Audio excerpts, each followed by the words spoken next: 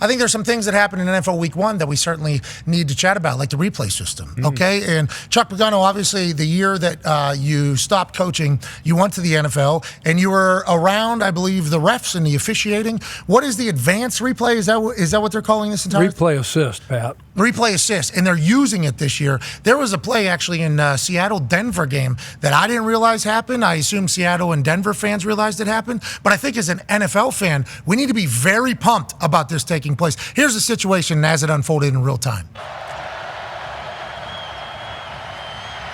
Nick's off-balance throw, and it's short. Looking for Sutton. And now a flag is thrown. Boy, what's Fourth the call quarter here in the backfield? Leonard Williams was there for Seattle. Two-score game. Imagine it's What a potentially massive call this is.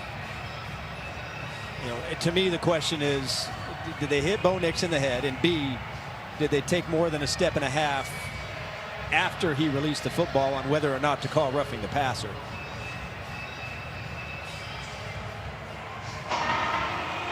After replay assist, there's no foul for a personal foul to the head. Boom. That's a huge deal. Huge. Now, obviously, that message is delivered in Seattle, so they're excited about that. If that message gets delivered in an away stadium, obviously it's not going to have the same reaction in-house. But watching along, I am very excited that they're using that because that's a 15-yarder in the fourth quarter, down 2 scores, momentum swing, everything. For them to just sit there for 20 seconds, it felt like 25 seconds, let the people upstairs or in New York kind of rewatch it and then go, nah, pick it up, let's move forward. That's huge for the NFL and I think for football as a whole. Great for the game.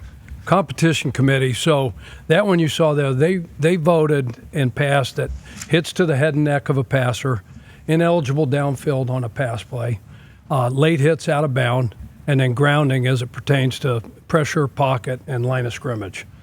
That's what replay assist at this point in time can get involved with. So to your point, like you said, for something like this to happen and flip a game, cost somebody an opportunity at a playoff game or whatever, I think it's huge. And Coach Belichick, you have him on every week, and it's fascinating. I love listening to him. And every time we went to the owners' meetings, he always talked about every time when they talk about replay and what to review, he was like, Give us 2 challenges. We win them 2. Give us another one, but let us replay.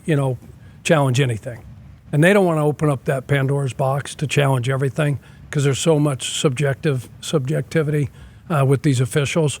So they're starting to, this replay assist, replays expanding. Will it ever get to where Belichick wanted it to get to, where we could challenge everything? I don't know. Time will tell. Hey, we've wanted this replay assist thing since we saw, I think since we saw football happen, but also with the XFL, how easy they were able to kind of overturn things. Yeah. The fact that the NFL is letting this happen, good for football time. We've wanted this for a long time. Yeah, without a doubt, and especially when they're talking the Hawkeye technology, and we thought that might be kind of like the next iteration of that. But then we saw how long that took. Like, this is exactly what needs to happen in these situations, especially in the fourth quarter. Like, you watch that play, and Pat, you always talk about how they put the replay up in the stadium immediately, and everyone in the stadium, and then most of the people who are watching the game live and on the internet, they're all in agreement, like, hey, that's not a penalty. Pretty easy, okay? Like, it should be a bang-bang decision. Let's overturn this and keep playing and move this on very quickly. So if we can have these situations where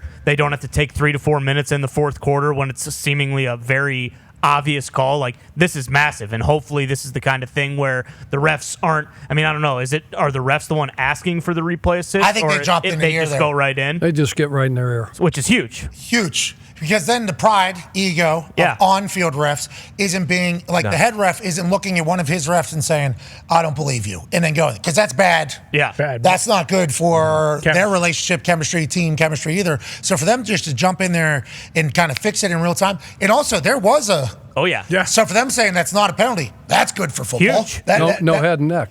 Yeah, but it was like to a quarterback. I think last 5 years. Yeah, forcible blow. Some could say, yeah, maybe, but I love it. But the league is actually coming in and saying, nah, that's not a penalty. That is not a penalty. We're going to continue to play football right there. Like, that's a big deal. Yeah. Because that would have been called 10 times out of 10 in the past. It was called right there, and they weren't able to fix it. Now the league's able to come in and say, we're able to do that. It protects the refs on the field more than anybody else, I think. Because to your point, Ty, about what we've always chatted about, it's like we all know the right answer.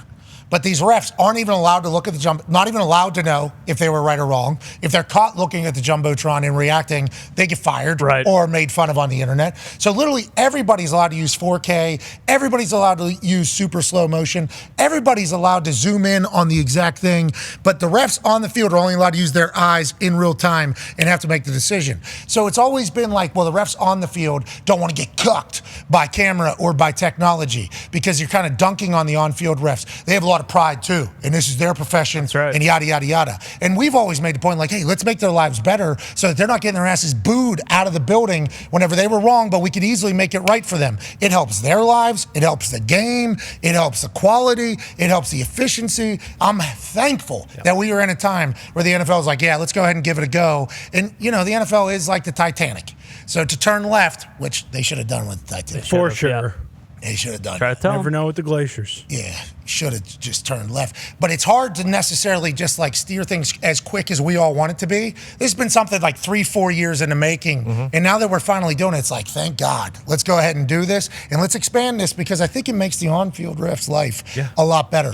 Hussey was reffing the Texans and the Colts game. And he was awesome. They were on field. There was an advanced assist thing happening. Crowd was getting antsy, booing.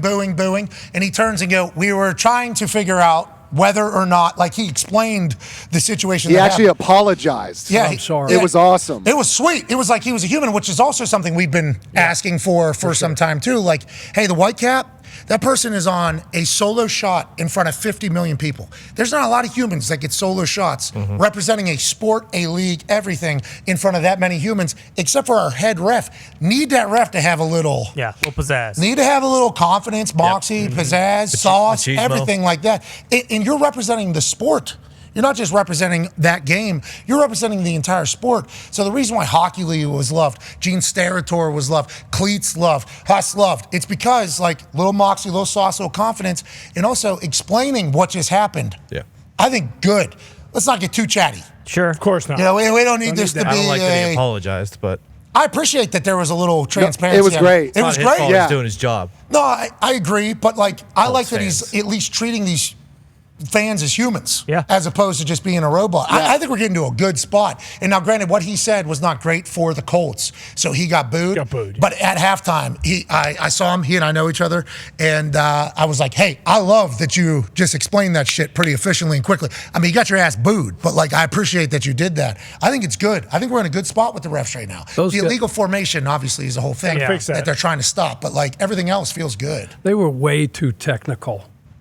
First game of the year. I All agree. those 1, 2, 3 right in a row against the Ravens at Chiefs, way too technical. It's got to be clearly the helmet. Like they say, it's got to break the belt line of the center, right? They're trying to nip that shit in the bud right now, right? There was a memo sent out. Yes, exactly. Okay. And that's not the refs, After right? that's coming from higher. After that happens, there's a memo set out and said, okay, look, that helmet's got to be clearly behind the butt of the center. After this first, because they were way too technical, and the ones that they called when they go back and they slow it down and they show a steal aside right down the yard line, they're breaking the belt. So they're like, okay, look, they made it a point of emphasis. It's too much. It's too technical. This is where we're going to draw the line. And how many did you see? So hopefully this week, not nearly as many. Yeah, especially tonight. But to be clear to the NFL, everybody that plays tackle, and there are rookie tackles out there that are starting, and I hope they do very well. But tackles are like a kicker position, a quarterback position, normally play for pretty long, like that's one of one there. They know when it's no longer the point of emphasis either. So, like, I think trying to nip it in the bud early was a good idea, good concept. But these veteran tackles, I mean, every time they are going to see how far you just natural lineup. Let me drag my foot right here. Just that is a game within a game. You hear AQ Shipley talking about nah. And then you hear JJ Walker and these guys are cheating. Feels like that's been since the beginning of time. That is going to be how it goes. I don't think anybody wants to see the flags for illegal formation, but I would like to commend the refs for having a great week one in my eyes. And I think the instant replay and the explanation that's happening, and hopefully, we don't get a ref that just looks confused about what they're saying, doesn't work the microphone. What number? Because you're representing the entire sport at that exact time. I think they're doing great.